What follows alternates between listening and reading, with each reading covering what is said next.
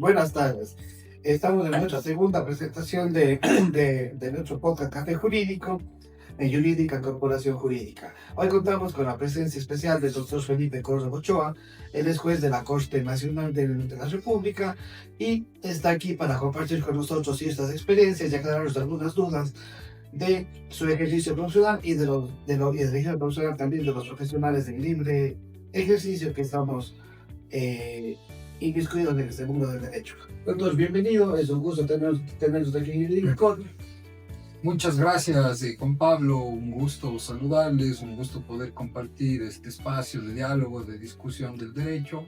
Un saludo cordial a la Corporación Jurídica por la invitación. Reciban un saludo cordial de parte de la Corte Nacional de Justicia y bueno, prestos a conversar y tomar un café.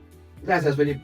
Bueno, el tema más importante y el que llama más atención a los colegas, estudiantes, es sobre cuáles son los errores más comunes que ustedes como jueces de la Corte Nacional observan cuando se presentan los famosos recursos de casación, que muchas veces son confundidos con una instancia más y no con un recurso dirigido exactamente contra la sentencia.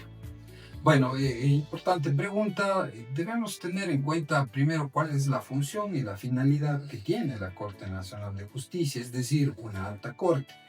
En Francia se le llama Corte de Casación.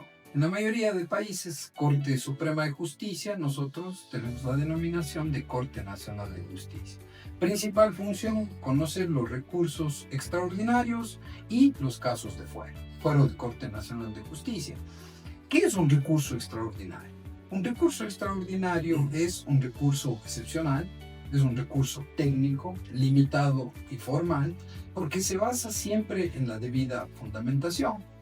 Los errores comunes, como bien lo dices tú, Juan Pablo, efectivamente es que las partes, los sujetos procesales, incluidos fiscalía, víctima, procesado, piensan que la casación es una tercera instancia, cuando la casación no es una tercera instancia porque no es un recurso ordinario. Entonces, ahí nosotros tenemos que diferenciar cuando estamos frente a un recurso ordinario, amplio, integral, y cuando estamos frente a un recurso extraordinario que su principal característica es la limitación.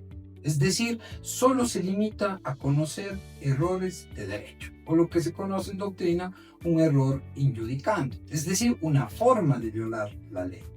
Entonces el error más común es de que piensan que un juez de casación puede valorar hechos, revalorizar prueba, cambiar la construcción fáctica.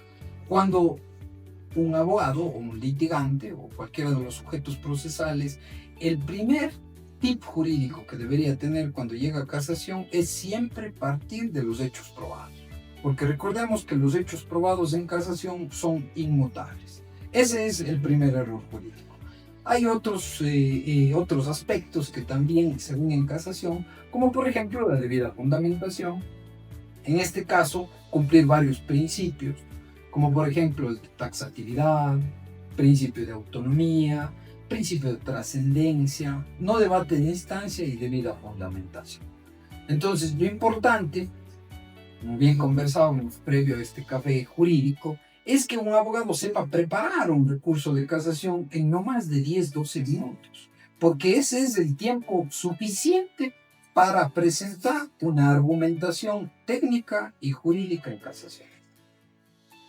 No sé si puedo seguir o no sé si hay algo. Aquí estamos para conversar justamente de temas interesantes y si tienes alguna cosa para preguntarnos, muchísimas gracias. Bien, perfecto. Entonces, la casación, el origen de la casación, por ejemplo, es quebrantar una sentencia o nulitar una sentencia.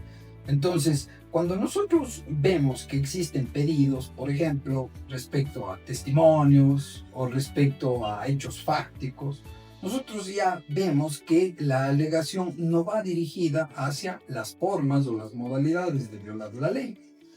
Otro aspecto que también se debe tener en cuenta es que cuando nosotros interponemos un recurso de casación, y esa es quizá una laguna estructural que existe en nuestro sistema, es que todos los recursos, todas las impugnaciones que se presentan van a ser conocidas en una audiencia. lo cual en cierto modo desnaturaliza el sistema y la naturaleza del recurso de casación. Por eso la Corte Constitucional ha dicho que efectivamente existe una laguna estructural en nuestro sistema procesal penal. ¿Y por qué una laguna estructural? Porque en la mayoría de legislaciones está normado, está arreglado de que existe una fase de admisión. Porque caso contrario, como les indicaba, desnaturalizamos este recurso extraordinario. No todo puede llegar a una audiencia. Justamente en este tema te iba a consultar la diferencia con la casación civil. En la casación civil sí existe una etapa previa de admisión y muchas veces la gente, los colegas se han quejado de que es una vulneración a la defensa el tema de que no hay una admisión en la casación porque no te permite corregir el error. Pero en cambio la naturaleza de la casación sí está determinada para los temas ya de estricto derecho en la sentencia. Claro, entonces hay digamos, una contraposición y yo creo que sería necesaria una interpretación más firme por parte de la Corte Constitucional a fin de poder corregir ese error. ¿Cuál es tu criterio al respecto? Sí, yo creo que quizá es un aspecto más de técnica legislativa. El legislador, al momento de redactar las normas procesales, al momento de la expedición del Código Orgánico Integral Penal, establece que la casación tiene que sustanciarse en base a las reglas que están establecidas en la ley, en el artículo 657, de que todos los recursos tienen que ser sustanciados en audiencia. Entonces, desnaturaliza la propia naturaleza de la casación o la esencia de la casación, porque no todo puede llegar a una audiencia, no todo recurso puede llegar a una audiencia. ¿Y por qué? Porque a través de la historia, a través de la doctrina, la jurisprudencia, se ha establecido que la casación es una especie de demanda contra la sentencia de apelación. Entonces, no toda inconformidad puede llegar. Eso satura el sistema. Satura el sistema, el sistema ecuatoriano, digamos, la composición que tiene la Corte Nacional de Justicia es de pocos jueces. Somos 21 jueces nacionales, somos 7 jueces en la sala penal. Entonces, no todo podríamos conocer en audiencia porque aparte tenemos otras funciones como son los fallos de triple reiteración, los recursos de revisión, los conflictos de competencia, los recursos respecto a apelación en costas, etcétera, ¿no? Entonces, ¿qué estamos haciendo? Que todo recurso se deba sustanciar en audiencia, claro, satura el sistema y aumenta la carga procesal. Entonces, no existe una respuesta pronta, oportuna, una respuesta sin dilaciones, que debe existir al menos en materia penal, porque recordemos que existen varios derechos que están en conflicto, varios derechos que pueden ser vulnerados. Y claro, lo importante es que esta fase de admisión o este filtro procesal que exige la doctrina, pues sea arreglado, sea establecido normativamente y a través de la Asamblea Nacional. Esa es la aspiración. Es más, hemos hecho varias mesas de trabajo, hemos presentado las posibles reformas normativas y entre esas incluye que la casación sea o tenga su fase de admisión. Bueno, doctor Felipe, pasando a otro tema. Sabemos que usted fue catedrático en la universidad. Cuéntenos cuál es una experiencia motivadora dentro de ese ámbito. Claro, en Cuenca, ahora a nivel nacional, pues he tenido, la suerte de poder seguir ejerciendo la docencia. Esa es una facultad que sí establece la ley, ¿no? Es decir, que el funcionario público, el funcionario jurisdiccional en este caso, pues pueda ejercer la cátedra siempre fuera de horarios laborales, ¿no? Es una experiencia, primero, enriquecedora, porque uno conoce más de cerca el ámbito del ámbito académico, el ámbito de los estudiantes, de la formación que tienen en el derecho, del interés que tienen en el derecho. Es importante porque en las aulas, en el alma mater, uno se va cimentando, uno va creciendo, ¿no? Respecto al ejercicio de la profesión y respecto al ámbito del derecho que quizás a uno le guste la especialización, etc.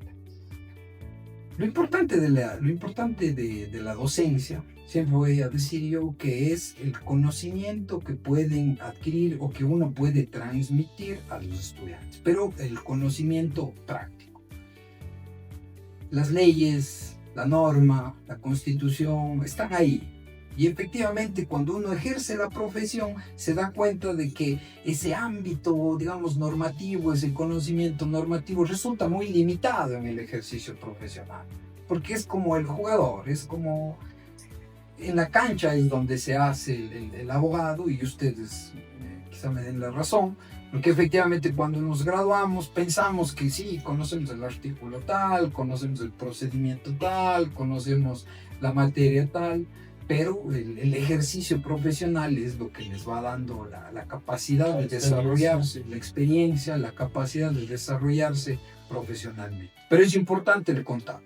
El contacto, yo siempre digo, el contacto que tiene que existir entre el ámbito jurisdiccional y el ámbito académico siempre es importante. Siempre tenemos ese lazo, tenemos esa unión. Y lógicamente con el ejercicio profesional, ¿no? Es importante. Docencia, ejercicio profesional y ejercicio jurisdiccional. Y su experiencia más gratificante dentro de la cátedra. Bueno, quizás lo más gratificante actualmente, ¿no? Y a través de los años, es que he podido conocer varias ciudades. He trabajado, he prestado mi servicio de docencia en varias universidades. Actualmente, por tema de horario, únicamente puedo el tema de posgrado, no pregrado ha sido imposible en los últimos 10 años al menos. Entonces, conocer la experiencia que viven principalmente los colegas el momento del ejercicio de la profesión. Es difícil, yo entiendo, es complicado arrancar, especializarse, llegar, ¿no? Quizás a tener una experiencia en determinada materia, pero es importante conocer los criterios que se van desarrollando a nivel del país, quizá unos más racionales, otros no tan racionales, quizá unos más desarrollados, más estudiados, más legalistas, otros más constitucionalistas, otros más ius naturalistas, etc. Entonces, ese es el enriquecimiento que uno tiene, especialmente en la docencia. Conoce más de cerca la realidad del país. Entonces, eso ha sido enriquecedor para mí. Obviamente, todos los criterios son respetables, todos los criterios son válidos, ¿no? Lo importante es que yo sepa fundamentar, expresar, ser racional o tener un razonamiento sobre determinado instituto jurídico, determinada demanda, determinada decisión, etc. Entonces, eso es lo que ha sido enriquecedor para mí.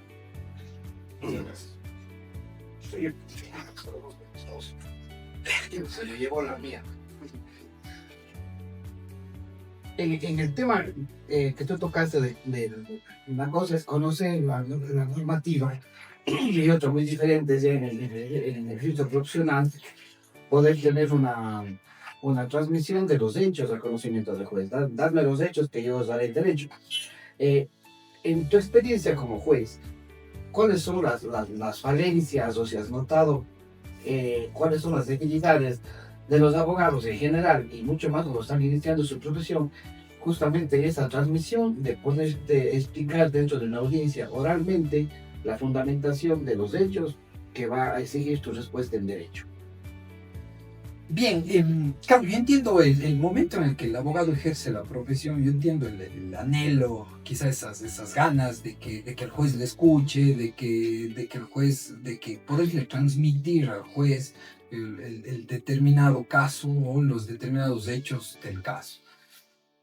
Yo creo que lo más importante en el tema de litigación es que el abogado se prepare en eso. Primero, en litigar, en conocer cómo es la litigación, la argumentación, la oratoria. Yo creo que eso es lo principal, porque nosotros nos encontramos en un sistema oral, adversarial, ¿no? Acusatorio, que la principal característica de nuestro sistema es la oralidad. Esa es la principal característica.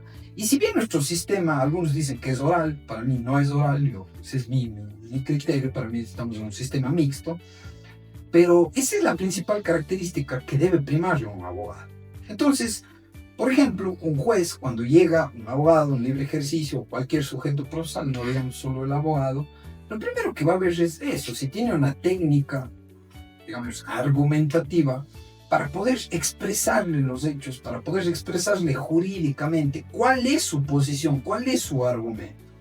Porque si viene un abogado y empieza a hacer una lectura de todo, para eso podría reducir a escrito esa lectura y presentarme ese argumento o su posición jurídica. Entonces, lo importante es el tema de prepararme en esos aspectos. Eso es quizá la principal debilidad que he podido ver en varios ámbitos que me he desempeñado, ¿no? En la Fiscalía, en la Función Judicial, en la Corte Provincial y ahora en la Corte Nacional. Otro tema importante es cómo saber transmitirle al juez. Porque ¿qué es lo que quiere escuchar el juez? El juez no quiere escuchar que el artículo 1 de la Constitución dice que el Estado constitucional, ya sé. Que el artículo 169 de la Constitución dice que el sistema, ya sé. El juez conoce el derecho. Lo importante es que yo le transmita con un argumento sólido cuál es mi proposición jurídica, cuál es mi tesis fáctica, cuál es mi pretensión, ¿no? Y lógicamente que tiene que basarse en el aspecto fáctico y en el aspecto jurídico, por ahí algo aportar en el aspecto doctrinario o jurisprudencial. Pero lo importante es la transmisión. El juez, el momento en el que tiene un argumento claro, un argumento preciso, un argumento coherente, se le facilita la decisión, se le facilita una resolución, porque lo único que quiere el juez es información. Eso es lo que quiere el juez. Si el juez tiene información, y esta información, a más de ser información práctica, es información jurídica que a mí me puede servir, es información jurisprudencial que a mí me puede servir, me da mayor facilidad para resolver, para emitir una decisión. Y si no es así, ¿no es cierto? ¿Qué es lo que tiene que hacer el juez? El juez tiene que, digamos, quebrantar esa hipótesis. El juez tiene que darle una respuesta a la parte procesal. Su hipótesis puede ser buena y su hipótesis puede ser inclusive hasta legal, racional, ¿no? Pero el juez tiene que desbaratar esa hipótesis o descartar esa hipótesis y decirle al abogado, bueno, ¿por qué no acepto esta hipótesis y por qué sí acepto esta hipótesis? Entonces, solo así el juez tendrá, bueno, eso se llama en doctrina una suficiencia motivacional, al menos en materia penal. Pero creo que en todas las materias eso es importante. Sí, porque es recurrente en la experiencia de en el ejercicio que muchas veces hay colegas que le dicen al juez, señor juez del artículo 25, que da lectura del artículo. Y muchas veces yo he visto que eso incluso le causa molestia al juez. Y hay jueces que dicen, oiga, el artículo yo no sé. Lo que no sé es cómo influye este artículo en el hecho que usted me está contando. Entonces ahí le pone nuevamente lo que tú bien dijiste, que tiene que saber cómo le transmite los hechos al juez para que el juez pueda tener elementos para poder determinar si esos elementos deben estar fundamentados, claro, en base al acervo probatorio que tiene cada uno. Sí, es importante. O sea, yo siempre digo el mensaje, ¿cuál es el mensaje que se da? ¿No? El mensaje por parte del abogado litigante en casación, ¿cuál es el mensaje casacional que me da? Cuando tengo una apelación, ¿cuál es el mensaje en apelación, el mensaje de inconformidad, el mensaje de impugnación?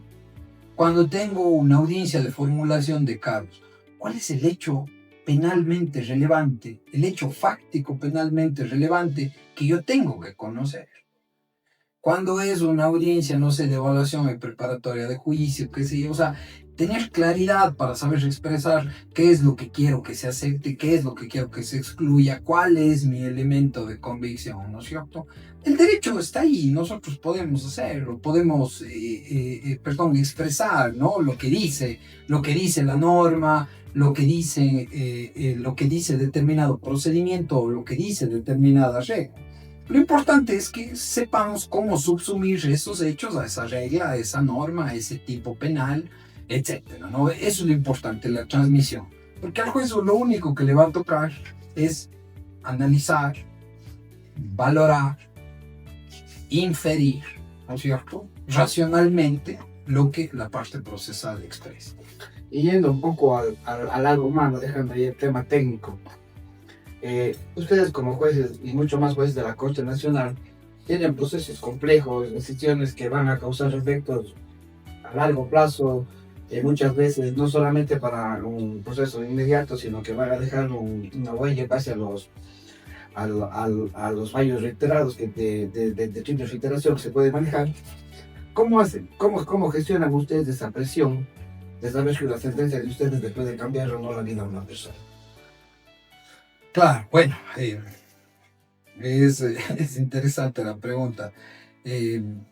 Recordemos que en el derecho, ¿no es cierto?, hay varias materias y quizá la más delicada, la más visible, la más controversial es en materia penal, porque principalmente está en derecho la libertad, la libre movilidad, la vida, etcétera, ¿no? Entonces, ¿qué es lo que hace una alta corte? Siempre tengamos presente que una alta corte tiene funciones específicas en la ley. Entonces, una alta corte tiene, entre otras funciones, la función unificadora, es decir, expedir fallos de triple reiteración que constituyan jurisprudencia obligatoria y que estos se emiten cuando existen tres criterios sobre un mismo punto de derecho. Función unificadora. Entonces, ¿esto qué garantiza? Trato igual a casos iguales. El mismo criterio no vamos a aplicar a casos iguales. Entonces, esto se irradia a todos los juzgados, a todos los tribunales de justicia del país, porque constituye jurisprudencia obligatoria, es decir, los precedentes jurisprudenciales, como por ejemplo el precedente del lavado de activos, que ustedes conocen, es un precedente jurisprudencial en donde se establece que el delito de lavado de activos tiene una autonomía propia, es decir, no es un caso prejudicial. Yo no necesito de una sentencia previa, de una decisión previa de un juez para poder iniciar o para poder presentar un caso de lavado de activos. Yo lo único que necesito son elementos, indicios, etcétera, ¿no? Claro, prueba directa, prueba indirecta, etcétera. ¿Qué beneficio tiene? Asegura el cumplimiento del derecho, ¿no? Y esto hace, si aseguramos el cumplimiento del derecho, también aseguramos una mejor aplicación de la seguridad jurídica. Porque la seguridad jurídica es importante en un sistema democrático, porque yo voy a saber qué es el derecho hoy y qué es el derecho mañana. Eso asegura más el sistema democrático, la imparcialidad, la independencia, ¿no es cierto?, la integridad judicial, etc. Entonces, es importante el tema unificador que tiene la Corte Nacional de Justicia. Y es importante también que los jueces, principalmente a nivel país, los jueces puedan ya aplicar y tener un criterio claro respecto a determinado punto de derecho. Porque yo entiendo, hay varios criterios. Lo importante es buscar un problema jurídico, es decir, quizá cuando existan normas o reglas que para un juez se la interpreta de determinada forma y para otro juez se la interpreta de determinada forma, buscar un problema jurídico. Entonces, ahí está también la labor jurisdiccional de los jueces, inclusive de los abogados. Bueno, hagamos una consulta. Presentemos una consulta, digámosle al juez, inclusive hay la facultad de que un juez pueda suspender determinado caso cuando vea que la norma es contraria a la Constitución, que la norma es inaplicable, etcétera, para que ésta pueda ser consultada. Eso a la Corte Constitucional. Los jueces pueden hacer consultas a la presidencia de la Corte Provincial o de las Cortes Provinciales. ¿Para qué? Para que determinado problema jurídico, determinada interpretación sea elevada a la Corte Nacional de Justicia y claro, la Corte pueda ver si efectivamente se han manifestado o no varios criterios sobre ese mismo punto de derecho. Entonces, importante la función unificadora porque asegura el cumplimiento de la ley. Pero pese a eso, en los jueces de primer nivel no existe la unificación de criterios sobre un mismo tema, tiene criterios diferentes, lo cual entorpece también el ejercicio nuestro profesional, porque no sabemos a qué atenernos. Sí, yo entiendo, el ejercicio profesional sí es fuerte. Ahora, nosotros lo que quizá conversábamos previo al inicio de este café jurídico, es estar actualizados. Lo importante es ver ¿Cuál es el precedente? ¿Qué dijo la Corte Constitucional respecto a determinado derecho?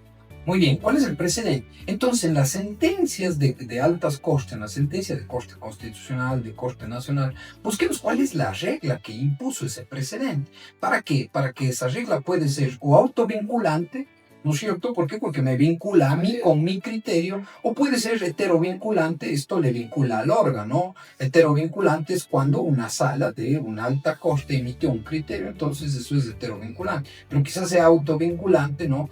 Por ejemplo, las jurisprudencias indicativas, ¿no? Porque también hay jurisprudencias indicativas. ¿Qué dijo determinado tribunal? ¿Qué dijo determinada sala sobre este problema jurídico, sobre este punto de derecho? Entonces eso también es importante. La abogacía es un ejercicio propio del abogado, no digamos del juez. El juez tiene que estar siempre a la par con los precedentes, con las reglas jurisprudenciales que se van emitiendo. ¿Puede generar un poco de inseguridad jurídica? Sí, yo creo que sí. La unificación de criterios es válida, pero también es enriquecedora la variedad de criterios, porque el derecho es una ciencia. O sea, el derecho en sí es una ciencia. Y no es una ciencia, digamos, exacta, al menos en materia penal. Entonces, como es una ciencia, todo el tiempo se está desarrollando. Y por eso existen varias teorías en el derecho penal, ¿no? Que han ido cruzando barreras, ¿no? Acordémonos en los años 70, en los años 60, cuando teníamos una teoría causalista, después vino la teoría finalista, ¿no? Funcionalista, quizá mañana se cree otra teoría del derecho. O sea, así es, el derecho se construye. El derecho es una ciencia, ¿no? Entonces, por eso es que es importante no solo la jurisprudencia, sino el pensamiento de los juristas. ¿Qué están escribiendo los juristas?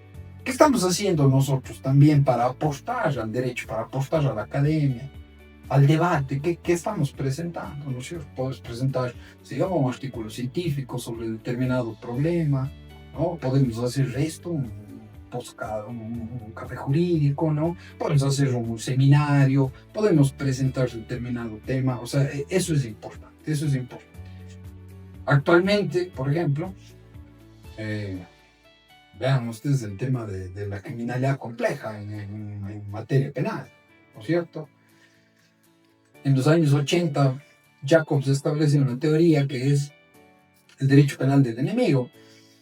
Y en los años 80, 90, nosotros decíamos, derecho penal del enemigo. Nosotros aplicaríamos esto. ¿Quién es este señor? Parece que está... Entonces, ¿no? Entonces crea una teoría. Lógico, es una teoría. Y que poco a poco se ha ido implementando. ¿Pero por qué? Por la sociedad. La sociedad es cambiante.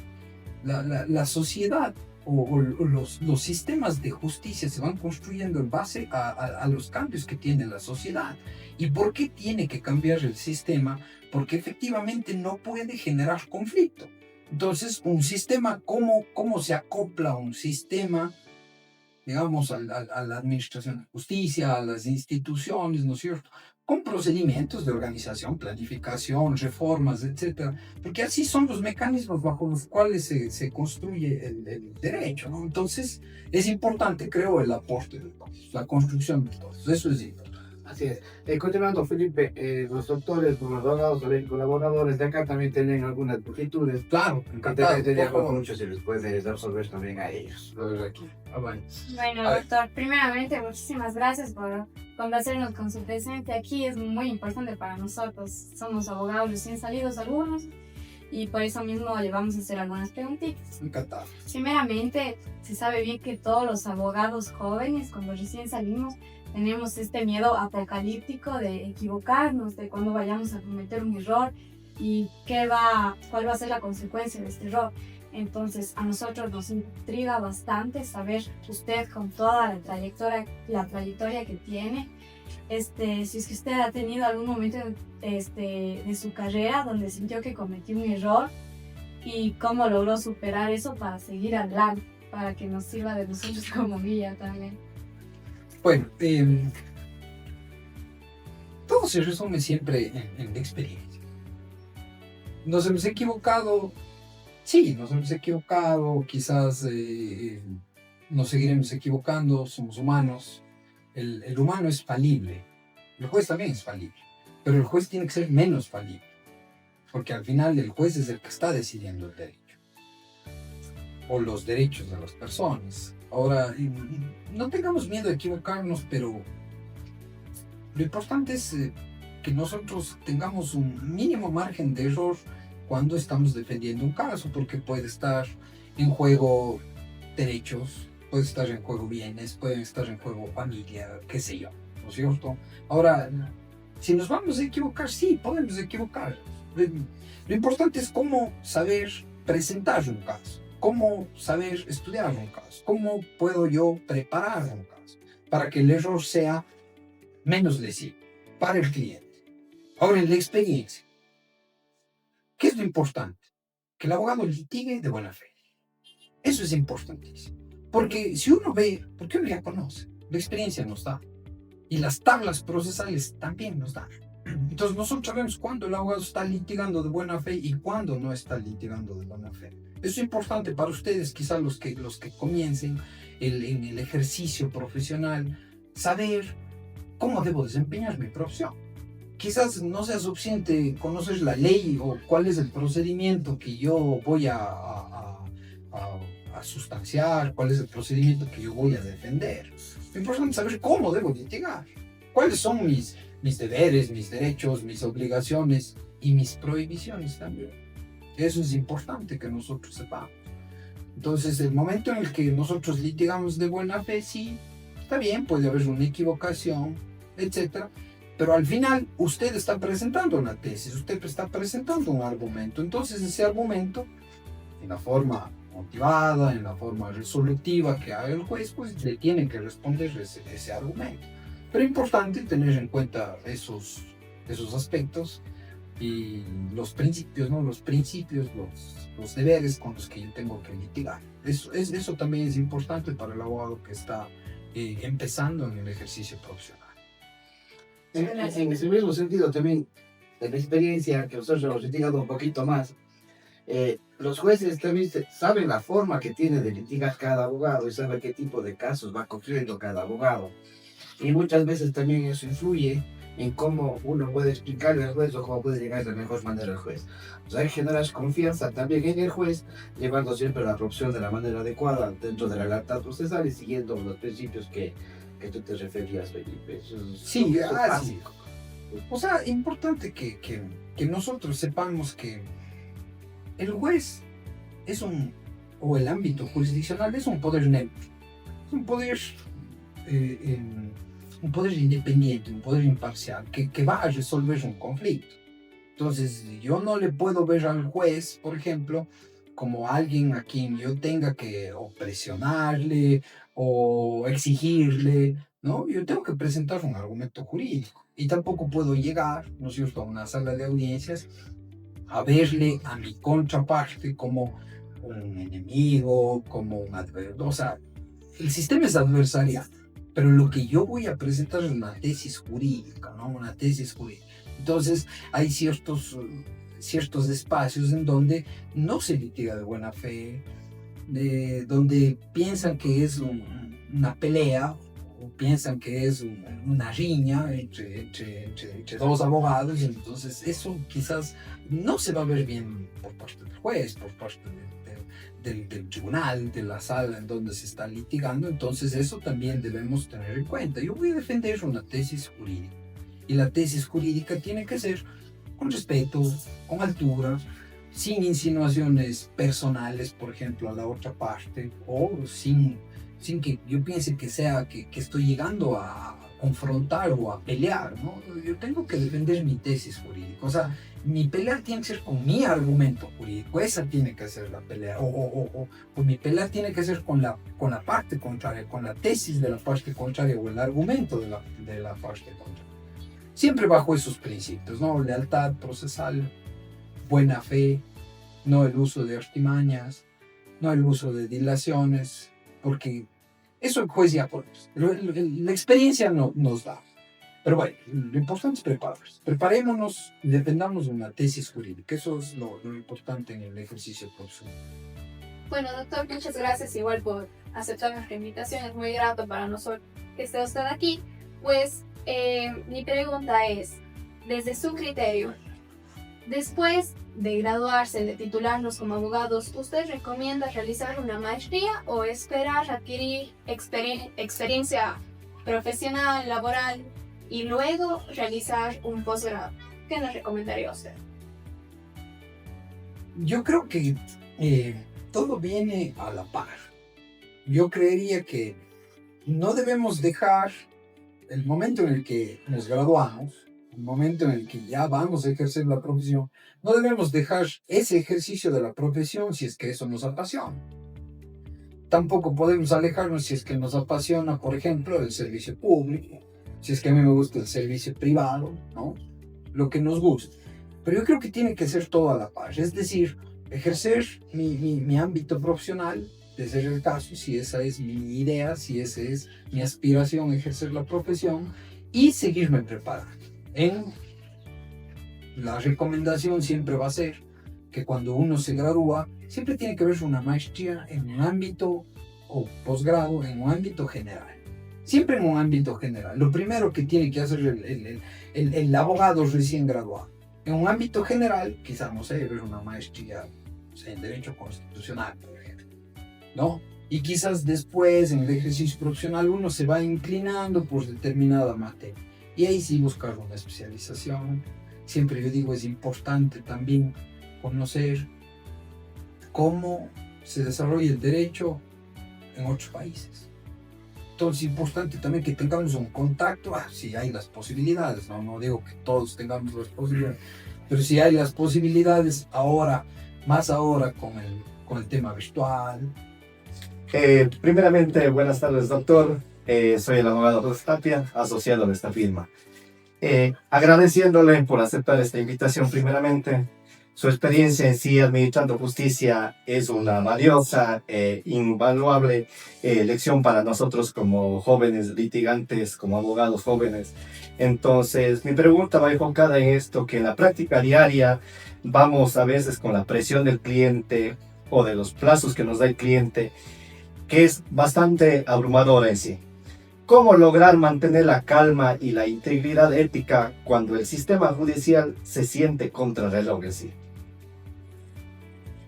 Bueno, yo creo que es un problema estructural respecto a la creación de judicaturas, a la creación de fiscalías. Yo entiendo que nuestra sociedad ha cambiado, nuestra sociedad ha crecido, se ha expandido. Y entiendo que si se expande una sociedad, pues va a haber mayores problemas, mayores conflictos legales, conflictos personales, etc. Entonces yo creo que es un problema estructural porque, según las estadísticas a nivel mundial, nosotros no tenemos los suficientes jueces ni los suficientes fiscales para atender, no sé si estamos alrededor de 17 o 18 millones de personas que puedan acudir al sistema de justicia. Bueno, ese es un problema, el problema estructural. El segundo problema, bueno, eso es un tema, ¿no?, del libre ejercicio profesional o cómo se desarrolla el libre ejercicio profesional, de que tratar de explicarle al usuario, al cliente, ¿no?, a la persona que acude al sistema de justicia, cómo es un procedimiento o frente a qué clase de procedimiento estamos.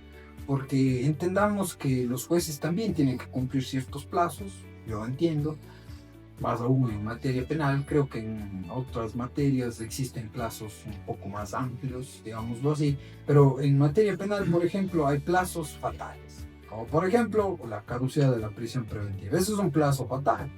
O como por ejemplo el plazo de duración de instrucción fiscal. Entonces son plazos fatales. Entonces yo no le puedo, por ejemplo, decir a mi cliente o decirle a la persona a la cual estoy defendiendo, sabe que esto va a durar determinado tiempo, cuando yo sé que la norma me dice otra cosa, ¿no? Entonces, en eso, tratar de que entienda cómo es el procedimiento.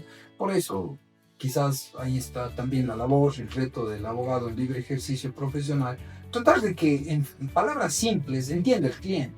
porque vamos a tener clientes, usuarios del sistema de justicia de todas las condiciones, de todas, no sé, de todas las razas, de todas las etnias, de todas las edades. Entonces tratar de que entienda cómo es un proceso judicial, eso es lo importante quizá en el ejercicio de la profesión.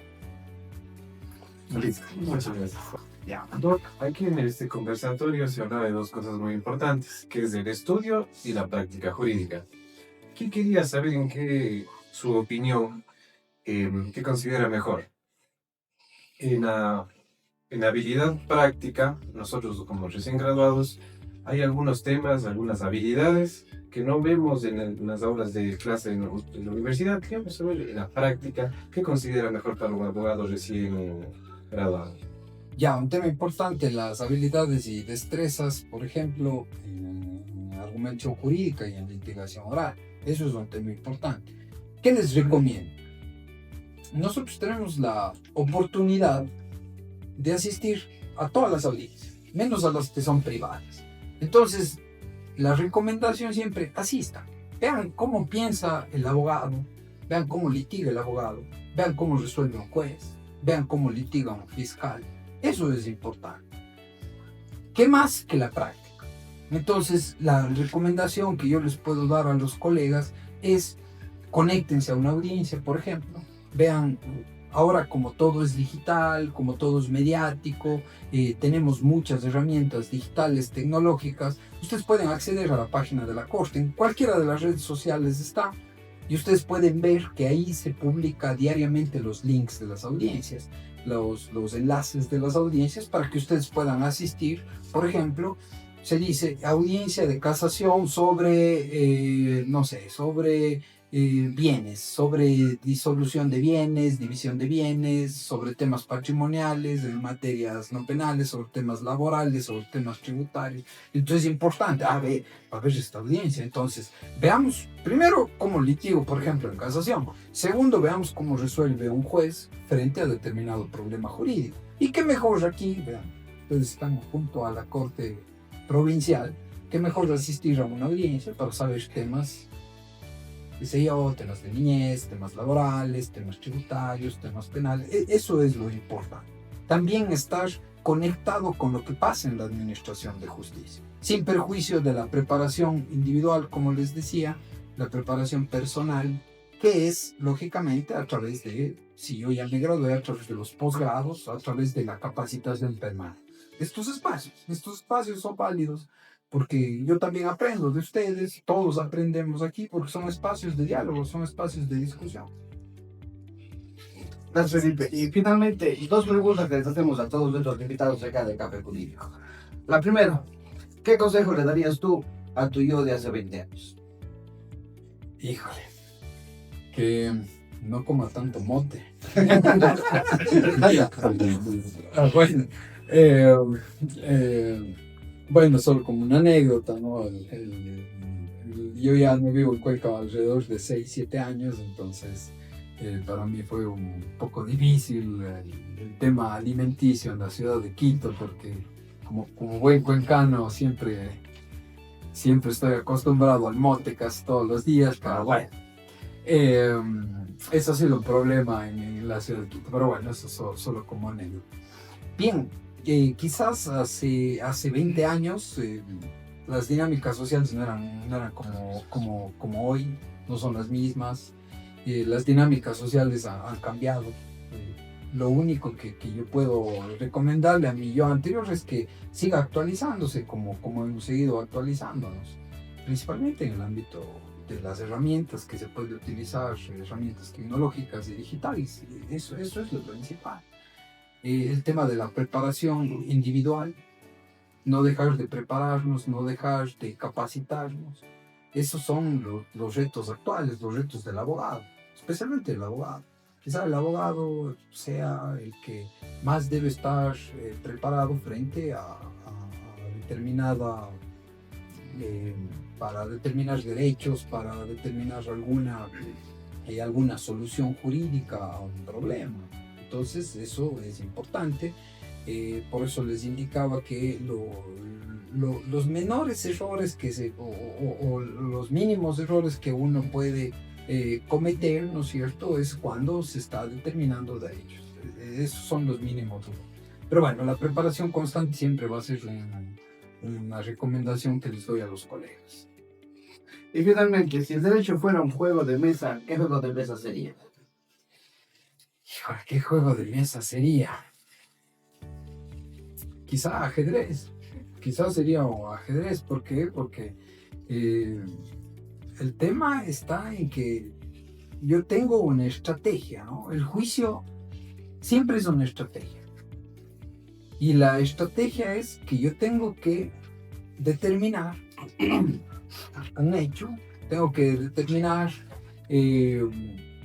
una estrategia de litigación, ¿no? Y yo tengo que convencerle al juez, ¿no? Entonces, no deja de ser una estrategia que uno puede preparar, ¿sí? Una estrategia. Gracias, Felipe. Una vez más, el agradecimiento por tu presencia, por tu colaboración. Siempre es importante tener gente de tu estatura en la formación del derecho, con el fin de poder seguir transmitiendo estos conocimientos a las personas que nos siguen a través del Café Jurídico de Jurídica Corp. Los pueden encontrar en todas nuestras redes, en Facebook como Jurídica Corporación Legal, en Instagram y TikTok como Jurídica Corp. Les agradecemos por seguirnos en el segundo capítulo de nuestro Café Jurídico y les invitamos próximamente para una tercera presentación con asimismo la persona importante en el mundo del derecho de aquí en el Ecuador. Gracias a todos. Felipe, muchísimas gracias. Una despedida para la gente. Gracias a ti, Juan Pablo, a ustedes, queridos amigos. Siempre es importante poder conversar. Un saludo también especial a la Corporación Jurídica por la invitación. Y bueno, siempre presto a dialogar con ustedes. Muchas gracias. Muchas gracias.